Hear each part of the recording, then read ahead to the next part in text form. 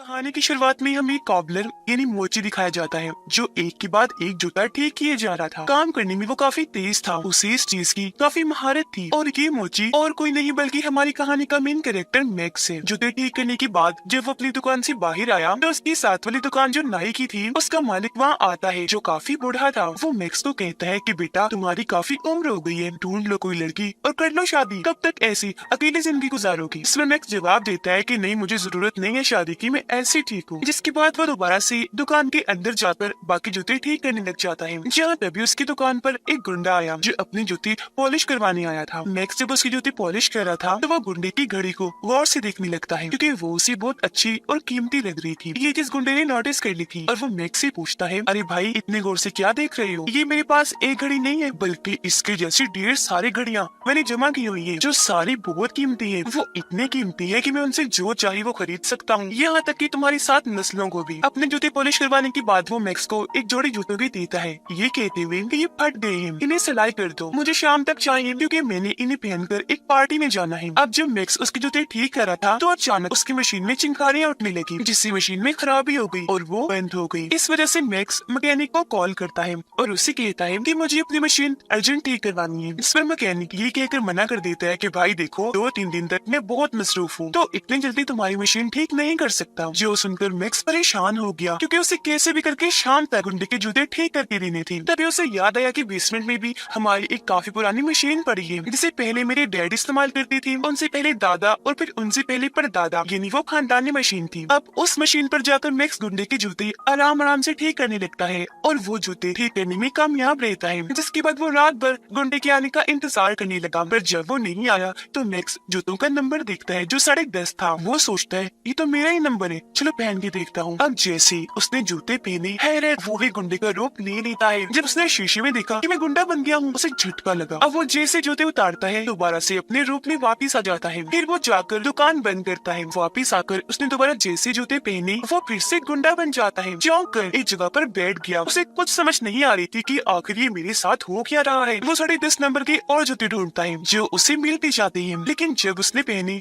तो उसका रूप नहीं बदला। अब की बार वो हैरान रह गया ये सोचकर कि ये क्या हुआ, अब मैंने ऐसा क्या कर दिया जो जूते पहनने से भी मेरा भेस नहीं बदला। उसने जब जहन पर जोर डाला तो उसे याद आया, ओ हाँ, मैंने गुंडे के जूते अपनी मशीन से नहीं बल्कि उस पुरानी मशीन से सिलाई किए थे, तो शायद उसमें ही कोई जादू है। इसीलिए अब वो किसी और के जूते उसी मशीन से ठीक करता है। टांके लगाकर उसने जैसे जूते पहने वो अब सच में जूतों के मालिक का भेस ले लेता है। जिसके बाद वो कई सारे जूतों को टांके लगाकर उन्हें पहन पहन कर देखता है क्योंकि जब भी उसका रूप बदलता था उसे बहुत मजा आ रहा था। ऐसा लग रहा था जैसे किसी छोटे बच्चे के हाथ में कोई अनोखा खिलौना लग गया हो। वो गलती से एक बूढ़े आदमी के जूते पहन लेता है जिसका चेहरा जख्मी डरावना था। ये रूप लेकर वो जैसे शीशे में देखता है डर की वजह से उसकी तो हालत ही खराब हो जाती है। अब ना जाने उसके दिमाग में क्या आता है, वो एक लड़की की हाई हील्स वाला जूता उठा लेता है, उन्हें टांगे लगाकर जब पहनता है तो वो उसी औरत का रूप ले लेता है जो औरत जवान नहीं थी बल्कि उसकी उम्र थी। अब अपने इस रूप को भी देखकर वो खुश होने लगा था। अब वो एक बूढ़े आदमी का रूप लेकर नाई की दुकान पर जाता है ये चेक करने के लिए कि वो मुझे पहचानता है या नहीं, पर नाई अंकल तो उसे जरा भी नहीं पहचान पाते, जिससे दिल ही दिल में वो खुश होने लगता है। अब वो भेस बदल कर जाता है एक महंगे होटल जहाँ से वो बहुत सारा महंगा महंगा खाना ऑर्डर करता है और उन्हें खूब मजे लेकर खाता है। और जब बारी आती है बिल देने की तो वो चुपचाप वॉशरूम में जाता है और अपने जूते पहनकर अपने रूप में आ जाता है और बगैर बिल दिए वहाँ से चला जाता है। अब आगे जब वो सड़क से जा रहा था तो उसकी नजर एक अमीर आदमी पर जाती है जिसकी गाड़ी उसे पहले ही नजर में बहुत पसंद आ गई थी, इसीलिए वो उस आदमी का पीछे करने लगता है। वो फिर गुंडे का रूप लेकर उसके पास जाता है और उस अमीर आदमी से पूछने लगता है, भाई आपके जूते का नंबर क्या है? अब वो अमीर आदमी जिस गुंडे से डरता था झट से बता देता है 10:30 है नंबर मेरा। जिस सुनकर मैक्स मुझे कहता है परफेक्ट है, जबरदस्त, तो अब जल्दी से अपने जूते उतार कर मुझे दे दो वरना यही तुम्हारी जान ले लूंगा। अब वो पहले ही डरा हुआ था इसलिए फौरन ही अपने जूते उतार कर उसे दे देता है। जूते पहनने के बाद उस आदमी का रूप लेकर उसकी गाड़ी में बैठ जाता है और रात भर उसकी गाड़ी में सैर करता है।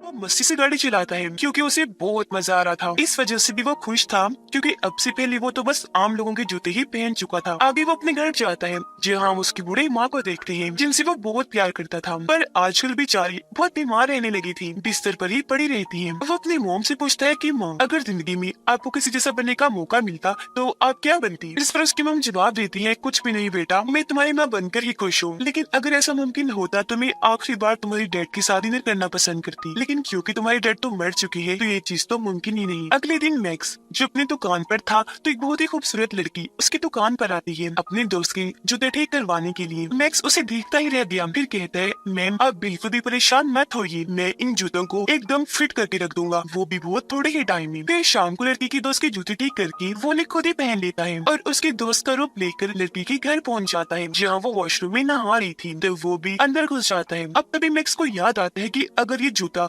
गलती से भी उतर गया और लड़की ने मेरा असली रूप देख लिया तो मेरा ये खेल खत्म तो होगा ही, साथ ही मैं जेल भी चला जाऊंगा। इस वजह से वो काफी डर गया, जल्दी से वहाँ से भागकर अपनी दुकान पर आ जाता है। यहाँ आज वो अपने डैड के जूतों पर टांके लगाकर उन्हें पहन लेता है और बन जाता है बिल्कुल अपनी डैड जिन्हें वो बहुत याद किया करता था और बहुत प्यार भी करता था। फिर अपने बाप का ही रूप लेकर वो घर पहुंचा जहाँ उसकी मॉम अपने हस्बैंड को दोबारा जिंदा देखकर हैरान और परेशान रह जाती है, पर वो बहुत खुश भी थी। इसके बाद ये दोनों एक साथ डिनर करते हैं जो उसकी मॉम की ख्वाहिश थी और बहुत सारी बातें भी। फिर मैक्स अपनी मॉम को उनके कमरे में सुला देता है और अपने डैड के जूते उतारकर वापस अलमारी में रख देता है। अगली सुबह जब अपनी मॉम को जगाने गया तो ये देखकर उसे धक्का लगा कि मेरी मॉम तो गुजर चुकी है, जिससे वो बहुत टूट गया और उनके पास बैठकर रोने लगता है क्योंकि उसका इस दुनिया में अपनी मॉम के अलावा और कोई नहीं था। वो फिर अपनी मॉम का फ्यूनरल करता है, यानी उन्हें दफन वगैरह, जहाँ पर बहुत सारे लोग आए हुए थे। सब मैक्स को इतना दुखी पाकर उसे सहारा देने के लिए आते हैं। इसके कुछ दिन के बाद जो अपनी दुकान पर गया तो वहाँ गुंडा आकर उस पर गुस्सा करने लगता है, कहने लगा भाई तुम्हारे साथ मसला क्या है, मैं पिछले एक हफ्ते से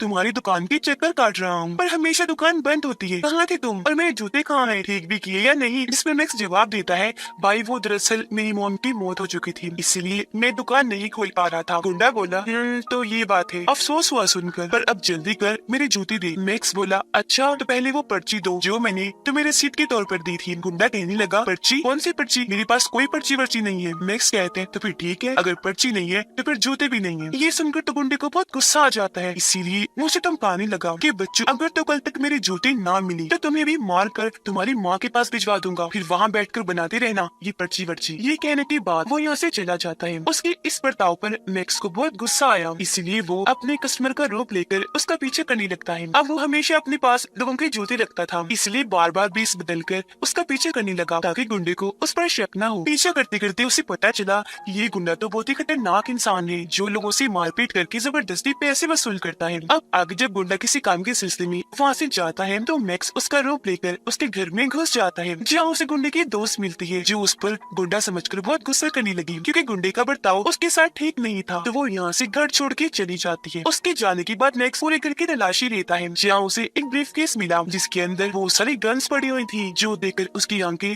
खुली की खुली रह जाती हैं। अब उसे नहीं पता था कि इन गन्स में से एक गन करंट का झटका लगाती है जिससे इंसान बेहोश हो जाता है। इस चीज से अनजान वो अपने ही हाथ पर गन को टेस्ट करता है जिससे उसे इतना जोर का झटका लगता है कि वो कई घंटों के लिए वहीं गिरकर बेहोश हो जाता है। काफी घंटों के बाद जब उसे होश आई तो वो जल्दी से गुंडे का रूप लेकर वहाँ से निकलने लगता है, लेकिन उसने जैसे दरवाजा खोला सामने असली वाला गुंडा खड़ा था। अब अपने बेरूपिये को अपने ही घर में पाकर उसे बहुत बुरा लगा। उसे हैरत तो हुई लेकिन वो उस पर झपट पड़ता है, उसे बहुत सारे मुक्के मारता है और जान से मारने की कोशिश करता है, पर उससे पहले ही मैक्स झटकी वाली गन से उस पर शूट करता है। गुंडे को भी जोरदार झटका लगा जिससे वो वहीं गिरकर बेहोश हो जाता है। इस चीज का फायदा उठाकर मैक्स जल्दी से उसे रस्सियों की मदद से बांध देता है। आगे जब गुंडे को होश आई तो वो अपने सामने एक बच्चे को पाता है जो जाहिर है और कोई नहीं बल्कि मैक्स ही था। वो गुंडे से कहता है कि देखो भाई मैं तुम्हें कोई नुकसान नहीं पहुंचाऊंगा, तो मुझे बस इतना बता दो कि वो तुम्हारी महंगी महंगी घड़ियां कहाँ रखी है। इस पर गुंडा हंसने लगा ये कहते हुए कि मैं तो नहीं बताऊंगा और हाँ बस मुझे यहाँ से निकलने दे, फिर देखना मैं तुम्हें जान से मार डालूंगा। मैक्स हंसते हुए बोलता है पागल हो क्या, तुम रस्सियों में बंधे हुए हो, मुझे मारने के लिए तुम्हें पहले इन रस्सियों से आजाद होना पड़ेगा। जिसके बाद वो उसी औरत का रूप लेकर दोबारा से गुंडे के पास आया और उसे धमकाने लगता है कि जल्दी बता दो वो घड़ियां कहाँ रखी है वरना मैं तुम्हारा वो हाल करूंगा कि तुम याद रखोगे। इस धमकी से गुंडा थोड़ा घबरा गया, इसीलिए उसे घड़ियों का पता बता देता है कि वो कहाँ है। घड़ियां लेने के बाद मैक्स वहाँ से जाने ही वाला था कि तभी वो दरवाजे के सुराग से देखता है कि बाहर भी दो लड़के खड़े हैं जो गुंडे ही लग रहे हैं, इसीलिए वो वापस गुंडे के पास आकर पूछता है ये दोनों कौन है। इस पर गुंडा जवाब देता है कि ये दोनों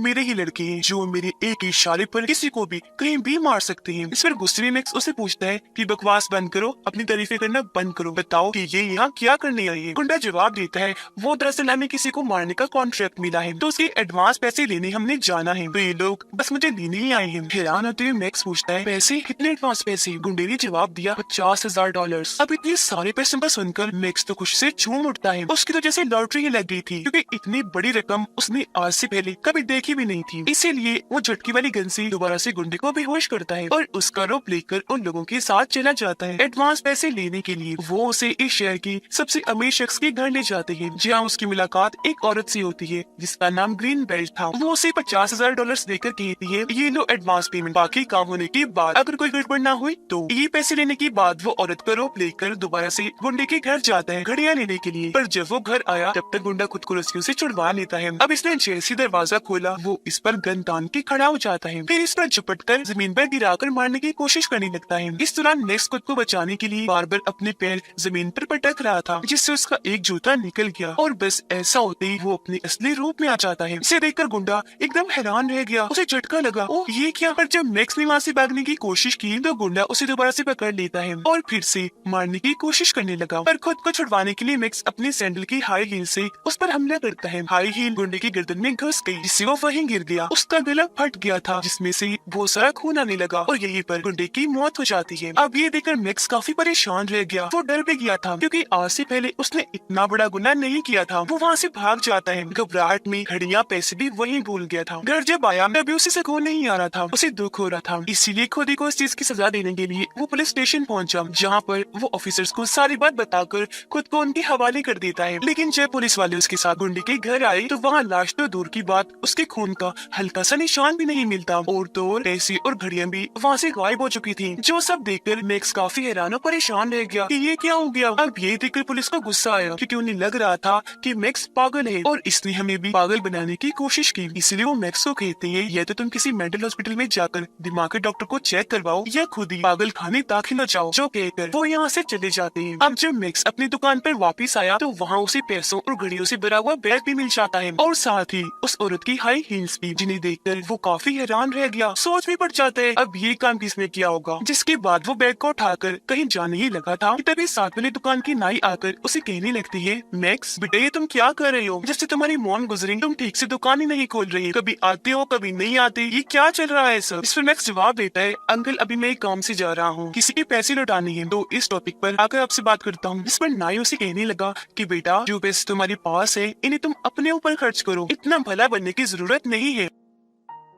अब मैक्स को उसकी बात की समझ नहीं आई कि आखिर वो कहना क्या चाह रही है, और क्योंकि वो भला इंसान था तो किसी के पैसे भी नहीं रख सकता था, इसीलिए नाई की बात सुने बगैर ही वो पैसे लौटाने चला जाता है। वो औरत का ही रूप लेकर ग्रीन बेल्ट के पास पहुंचा और उसे कहने लगा कि वो गुंडा आपका काम नहीं कर सकता, उसकी तरफ से मैं आया हूँ तो लीजिए अपने पैसे वापिस। ये सुनकर ग्रीन बेल्ट कहती है कि मेरे लिए ये पैसे कोई मायने नहीं रखते, मुझे तो बस अपना काम चाहिए। जो कहने के बाद वो अपने आदमियों को घेरकर मैक्स पर हमला करवा देती है। उन्होंने मैक्स को मारकर बेहोश कर दिया और ये उसे अगवा कर लेती है। फिर जब दो लोग उसे अगवा करके ले जा रहे थे तो वो जूते बदलकर उस बूढ़े आदमी के जूते पहन लेता है, जो डरावना सा था, जिसके चेहरे पर निशान थी। उसका रूप लेकर ये दोनों को डरा देता है और क्योंकि चेहरा सच में बहुत अजीब था तो वो दोनों लोग डर जाते हैं। उनके गाड़ी पर से ध्यान हट गया, जिससे एक्सीडेंट हो जाता है। इसमें वो दो लोग तो जख्मी हो गए थे और मैक्स बड़े ही अंदाज से गाड़ी से उतरता है और वहाँ से चला जाता है। अगली सुबह अपनी दुकान पर बैठकर वो जब कोल्ड ड्रिंक पी रहा था तो वो गलती से वहाँ गिर जाती है। जब उसका ध्यान इस तरफ गया तो उसके हाथ एक कागज लगता है, जो एक पोस्टर था जो उसे एक लड़की ने दिया था, जो एक जगह पर वर्कर थी और वो एक बूढ़े आदमी को बचाना चाहती थी, क्योंकि कुछ लोग जबरदस्ती उस बूढ़े आदमी से उसका घर खाली करवाना चाहती थी। पोस्टर को देखकर मैक्स को याद आया कि यही वो बूढ़ा आदमी है जिसे ग्रीन बेल्ट गुंडे की हाथ मरवाना चाहती थी। इसीलिए मैक्स अगले ही दिन उस वर्कर लड़की से मिलता है और उसे इस सब के बारे में बता देता है। तो ये दोनों जल्दी से उस बूढ़े आदमी के पास पहुँचे उसे इस सब के बारे में आगाह करने के लिए। वो बूढ़ा आदमी इन्हें अंदर बुलाता है, कहने लगा कि तुम दोनों का बहुत बहुत शुक्रिया, अच्छा किया जो तुमने मुझे बता दिया कि कुछ लोग मुझे मारना चाहते हैं, लेकिन हाँ कुछ भी हो जाए मैं ये घर खाली करने वाला नहीं हूँ, क्योंकि मैं यही पला बड़ा हूँ। इस घर में मेरी यादें हैं, तो मरूंगा भी मैं इधर ही। अब मैक्स को एक आइडिया आता है। वो बूढ़े आदमी से पूछने लगा, अंकल आपको किस नंबर का जूता आता है? तो वो बताने लगा कि 10.5 बेटा। उसमें मैक्स सोचता है परफेक्ट प्लान है, और अगले ही दिन बूढ़े आदमी का जूता पहनकर उसका बेस बदलकर ग्रीन बेल्ट से मिलने जाता है। उसे कहने लगा कि मैं घर खाली कर दूंगा, पर उसकी बदले मुझे $1 लाख चाहिए। अब ये डील काफी अच्छी थी, जिसके लिए ग्रीन बेल्ट मान जाती है। इसलिए अगले ही दिन उसकी आदमी उस तक $1 लाख पहुंचा देती है। वो सारे पैसे मैक्स बूढ़े आदमी को दे देता है, जिन्हें लेकर अगले ही दिन वो अपनी बेटी से मिलने निकल जाता है। फिर ग्रीन बेल्ट बूढ़े आदमी के घर को चेक करनी चाहती है कि वो घर खाली करके गया है या नहीं। वो जब वहाँ पहुंची तो बूढ़ा आदमी वहीं बैठा हुआ था और हम जानते हैं कि ये और कोई नहीं बल्कि मोची मैक्स है। ग्रीन बेल्ट उसे कहती है, जब तुम्हारे पैसे मिल गए हैं तो तुम ये घर खाली करके क्यों नहीं गए? वो हैरान होते हुए कहने लगे, क्या कहा? पैसे? मुझे कोई पैसे नहीं मिले और अब तो मैं ये घर बिल्कुल भी खाली करके नहीं जाऊंगा। जो सुनकर ग्रीन बेल्ट को गुस्सा आ जाता है, इसलिए वो कहती है, चुपचाप ये घर खाली कर दो, वरना तुम्हारी उम्र तो पहले ही काफी हो गई है। मैं तुम्हें मार डालूंगी, कुछ भी पता नहीं चलेगा तुम्हारा, जिसके बाद तुम्हारी बेटी को भी मार दूंगी। अब उसकी धमकी सुनकर पीछे से एक रिपोर्टर कैमरा के साथ बाहर आता है, जिसे देखकर ग्रीन बेल्ट काफी चौंक जाती है। अब उसे मजीद गुस्सा दिलाने के लिए मैक्स उसे आंख मार देता है। बस फिर क्या था, ऐसा होते ही ग्रीन बेल्ट गुस्से में और भड़क गई, उसे मारने के लिए आगे बढ़ी, जहाँ इस सब को कैमरे में रिकॉर्ड करके टीवी पर चलाया जाता है, जिससे ग्रीन बेल्ट को गिरफ्तार कर लिया जाता है धांधली करने के जुर्म में। अगले दिन जब वो अपनी दुकान पर था तो वर्कर लड़की उसके पास आती है, कहने लगी कि शुक्रिया मेरी मदद करने के लिए, और चलो शाम को खाने पर चलते हैं। अब मैक्स क्योंकि उसे पसंद करता था, इसलिए वो मान जाता है।